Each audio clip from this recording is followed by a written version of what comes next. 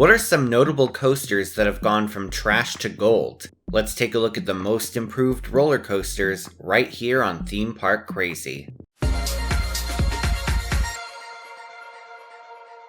Every now and then you may experience a bad roller coaster, whether it's too painful or too boring. But what about the coasters that used to be bad, but have since turned into tolerable or even amazing rides? Today, we'll be going over the top 10 most improved coasters as voted on by the fans. Number 10, Hades 360 at Wisconsin's Mount Olympus. Designed by American design firm Gravity Group. First opening in 2005 as just Hades, this coaster was, and still remains, the tallest, fastest, and longest roller coaster in all of Wisconsin. When Hades first opened, it received widespread praise from enthusiasts, ranking as the number 3 best wooden roller coaster in the world at the 2006 Golden Ticket Awards. In addition to its size, scale, and airtime, its main selling point was its massive underground tunnel that went underneath the Mount Olympus parking lot. Unfortunately, despite the initial acclaim, the ride would gradually get rougher over the years. In 2013, the park decided to improve the coaster's dwindling reputation. They did this by replacing the old PTC-style trains with timberliners, as well as retracking most of the layout. Instead of a simple retracking, it was decided to spice up the layout. In addition to an intimidating 110-degree overbank turn, a corkscrew inversion was added after the tunnel. This was the first corkscrew ever to be installed on a wooden coaster. The retracking and the additional element have received praise from enthusiasts, and Hades 360 continues to rank in the top 50 at the Golden Ticket Awards. Overall, the coaster has a polarizing reputation nowadays. Some say it's gotten rougher since the retracking, while others say its unique layout and overall insanity make it worth a few rough patches. Many agree though that the changes made have been a major boost to its reputation.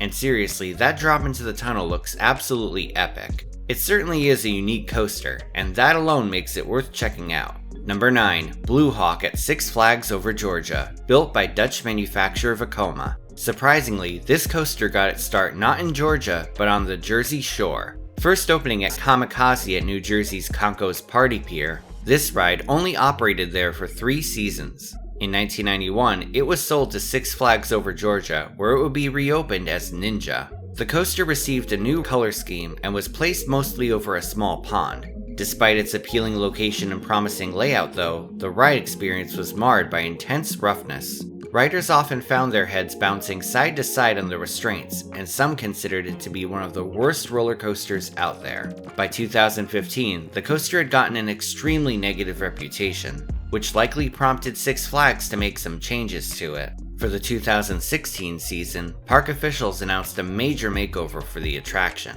In addition to a new color scheme and a new name, the coaster's trains would be switched out. Gone were the hard over-the-shoulder restraints, and in their place were new vest restraints. These new restraints made headbanging a thing of the past and allowed passengers to better appreciate the layout. Now you can experience the thrilling near-miss moments and insane inversions with zero headbanging. I personally never experienced this coaster when it was Ninja, but if it's anything like I heard it was, this ride is well worth being on the list. Number 8, the Big Apple Coaster at Nevada's New York Hotel and Casino, built by Japanese manufacturer Togo. In 1997, the New York Hotel and Casino made its debut in Las Vegas. Along with its opening was a large-scale roller coaster by Togo originally known as the Manhattan Express. With 2 inversions and an incredible view of the Las Vegas Strip, this coaster was initially very popular upon its opening. Shortly after its debut though, the ride garnered a reputation of being rough and uncomfortable. Perhaps the biggest problem Manhattan Express had was its clunky shoulder restraints.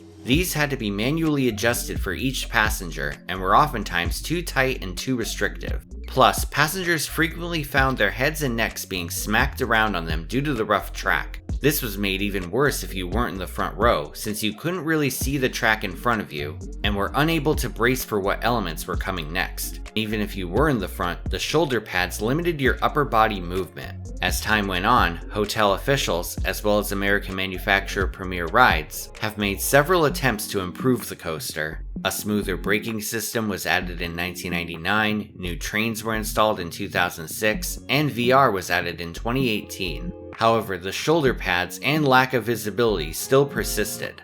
Finally, in 2020, it was revealed that another set of trains were ordered. Fortunately, despite a brief incident where the coaster derailed during testing, these trains were seen as a major improvement. Sure, they didn't make the track smooth, but what they did do was allow for more upper body movement and visibility outside of the front row. Both of these improvements mean passengers can now brace themselves for the elements and be more prepared for what's coming. Nowadays, it may not be the best coaster on Earth, but it's an undeniable step up compared to what it was before. Number 7. Python at the Netherlands Efteling, built by Vekoma. First opening in 1981, this coaster is a Vekoma MK1200 model. At the time, Vekoma had purchased the rights to manufacture Aero Development's track. When Python first opened though, its trains were built by Aero themselves while Vekoma manufactured the track. Initially, the ride was a smash hit and gave a much needed attendance boost to Efteling. Over the years, the coaster has seen several changes.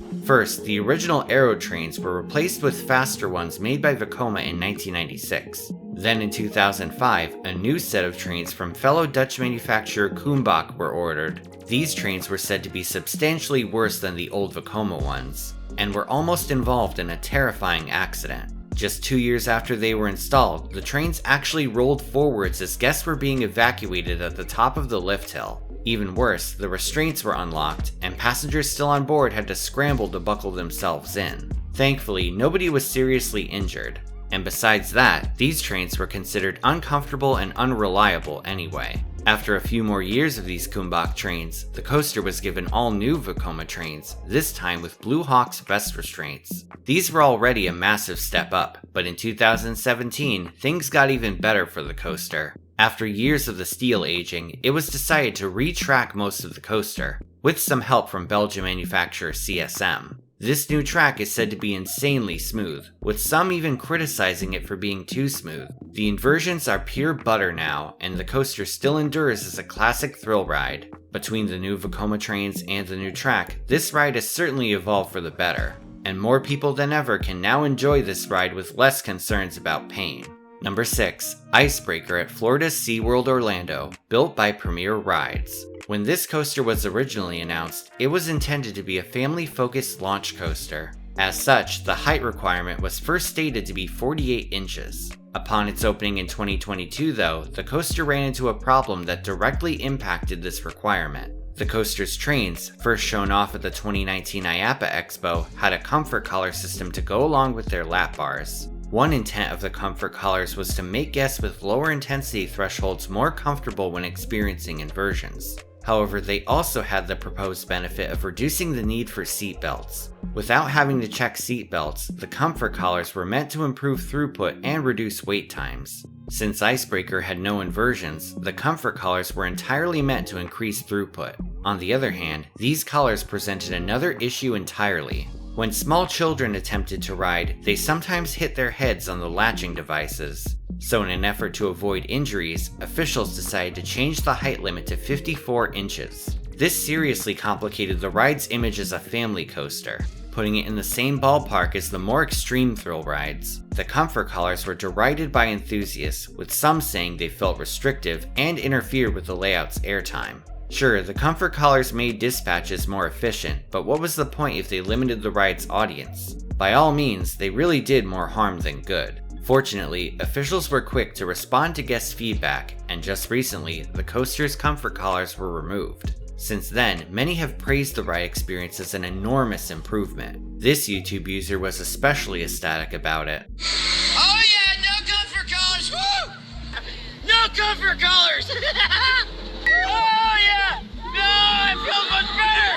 Oh, I feel much better! So yeah, removing the comfort collars was a good move. Number 5. Powder Keg at Missouri's Silver Dollar City, first built by Premier Rides. This is one of the most fascinating makeovers in roller coaster history. When the ride first opened, it was a Premier Rides liquid coaster model known as Buzzsaw Falls. This water coaster combined free-floating flume sections with steel tracked segments, and allowed guests a reprieve from the hot Missouri sun. Despite the initial appeal, the prototype coaster model faced many technical issues. Among the most glaring flaws was the use of infrared sensors. The signals on these were susceptible to interference, which often shut down the coaster. Another flaw was the fact that the coaster was unable to run without water, and the cost of constantly pumping it through the attraction was said to be astronomical. After just 4 years of operation, officials decided to close the coaster, but they didn't want to completely remove it. After all, they had spent millions of dollars on the attraction, and much of the track was still in good condition.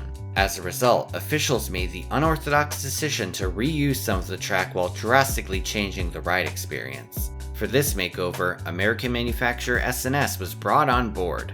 The new ride would trade the free-floating flume sections with a dry track segment, and best of all, a compressed air launch was added. This method of launch gave the ride an impressive acceleration of 0 to 53 miles per hour in just 2.8 seconds. The new segment also included an excellent pop of airtime after the launch. In the layout, you'll actually notice the track change during the ride, with the new S&S track switching to the old Premier track. Funnily enough, this ride even features Buzzsaw Falls Lift Hill, and is one of only a few roller coasters out there to feature a launch and a chain lift. What S&S was able to do with this once failed attraction is absolutely outstanding, and it's honestly a must ride when you visit the park. Number 4, The Beast at Ohio's Kings Island, built in-house by the park. Pretty much every coaster enthusiast has heard of this ride. At almost 1.5 miles long, it remains the longest wooden roller coaster in the world.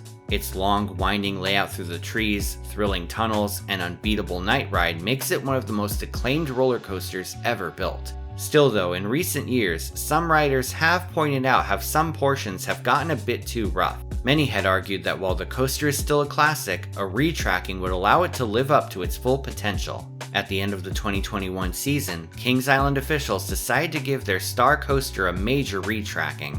Several segments, including the first drop, were given brand spanking new lumber. Entire segments were also replaced, including the helix after the second lift hill. Finally, in 2022, the newly refurbished ride opened to universally positive reviews. Many have said that the smoother track enhances the ride experience without taking away from that classic wooden coaster feel. In particular, many praised the first hill after the first drop to have substantially more airtime. Interestingly enough, the refurbishment also made the first drop steeper, taking it from 45 degrees to 53 degrees. This allows for a smoother curve at the bottom of the tunnel. All in all, this coaster is now said to be better than ever, and it's likely to remain a top attraction at Kings Island for decades to come. Number 3, The Great Nor'easter at New Jersey's Maurice Piers, built by Vekoma. SLC. No 3 letters strike fear into the hearts of coaster enthusiasts quite like these. Standing for suspended looping coaster, this inverted coaster model was designed by Vekoma to be a more affordable cookie-cutter option compared to the more high-end Bolliger and Mabillard inverted coaster. In addition to its price, it also has a compact footprint, packing in plenty of inversions. The model has since been installed on every single continent except Antarctica, which would be kind of interesting. Despite the model's success though, the SLC is often considered to be one of the worst roller coasters out there.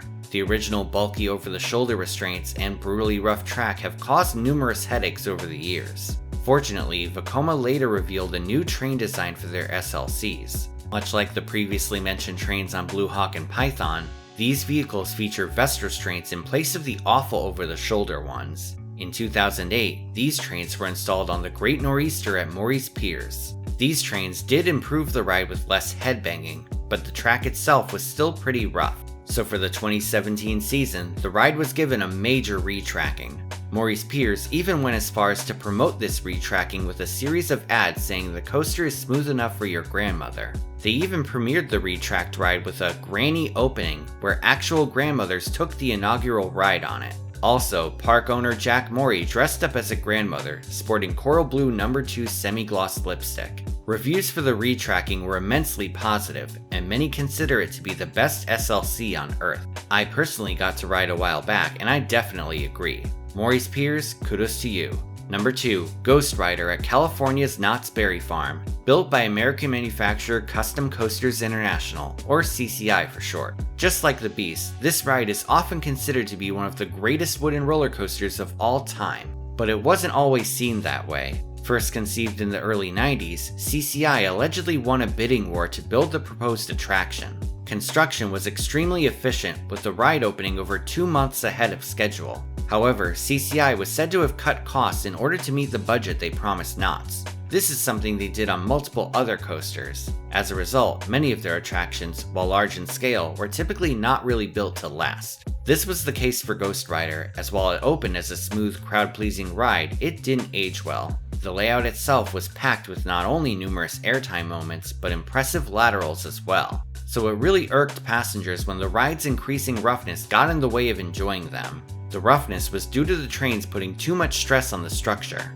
In order to prevent earthquake damage in Southern California, the structure was built to be more rigid and sturdy than a typical wooden coaster. However, this prevented the track from flexing and properly being able to absorb the vehicle's forces. This design flaw, along with the supposed cost cutting, supposedly led to an incident where a piece of wood broke off and hit a tourist in the head. The park tried to fix this by putting metal straps on the track, but that only seemed to make the problem worse. Also, the park is open year-round, so a top attraction like GhostRider was unable to undergo a lengthy refurbishment. To deal with these issues, numerous other temporary fixes were implemented, such as partial retrackings and greatly slowing the coaster on the mid-course brake run.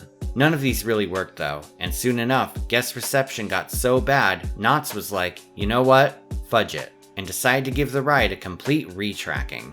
From September 2015 to June of 2016, American manufacturer Great Coasters International got to work on replacing the old beaten down track with new smoother track. Some of the turns were also given new banking to even out the forces. To top it all off, new Millennium Flyer trains were added. In less than a year, this ride went from being universally hated to universally adored by coaster enthusiasts, with many saying that GhostRider was brought back to its former glory. Even today, many agreed that this quarter-century-old coaster remains the best one at the park. This ride has everything a solid wooden coaster could ask for: airtime, laterals, head choppers, you name it. And the ride's continued endurance is all thanks to the fine folks at GCI. Number 1. Phantom's Revenge at Pennsylvania's Kennywood, first built by American manufacturer Aero Development. This coaster won my poll in a landslide, and considering the glow-up it received, there's really no wonder why. First opening in 1991, this coaster, then known as Steel Phantom, was a true marvel for its time. In addition to its record-breaking speed of 82 miles per hour, its most notable feature was its 228-foot second drop, which used the terrain to be taller than the first one. Aside from that, it was the first full-circuit hypercoaster to feature inversions. Despite the appeal towards thrill seekers though, these inversions would prove to be a major problem with the ride. As it turned out, the trains were going through these elements too fast, especially the vertical loop. Numerous complaints of headbanging and overall pain soon followed, and the park scrambled to fix the ride. Officials attempted to fix the issue of the trains going too fast with trim brakes before the inversions. This didn't fix the roughness though, and ridership dropped like a rock on fire. On top of that, there were rumors that the inversions were starting to get stress fractures. In less than a decade of operating the coaster, the park planned to tear it down. On the other hand, the ride did still have its dedicated local fans who publicly opposed the demolition. And it's a good thing they did, because instead of tearing the coaster down, Kennywood hired American manufacturer D.H. Morgan to give the Phantom a facelift. For the 2001 season, Morgan replaced most of Aero's track on the second half. While much of the layout remained the same, the inversions were removed. On paper, the idea of removing inversions sounds like nerfing a coaster, but on the contrary, the removal made the ride insanely better. Another positive was the over-the-shoulder restraints being replaced with lap bars.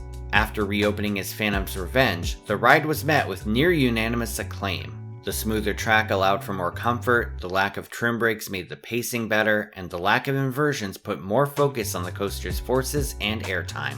In 2009, even more Morgan track was put in place, making the coaster even better. Over 30 years after it was first built, this coaster remains on many all-time top 10 lists, and it's widely considered to be among the world's best roller coasters. Compared to what it was before, its new glowing reputation makes it well worth the number 1 spot. And now it's time for the comment shoutout program. This is where I take 5 random comments from my previous video and read them out. These comments are from my video on the failure of Six Flags VR coasters. Golden Tape says, very well researched and narrated video, loved it. I personally think Crazy Bats works pretty well and the ride experience is cute, fun, and high quality. But overall, I've had more bad experiences with VR than good on rides so far. Thanks for the compliment. JB Thrill says, I remember VR on Shockwave and it was actually so much fun. Compared to the other popular coasters, Shockwave's queue went by pretty decent cause it's never popular until VR. I kinda miss it, but also not really.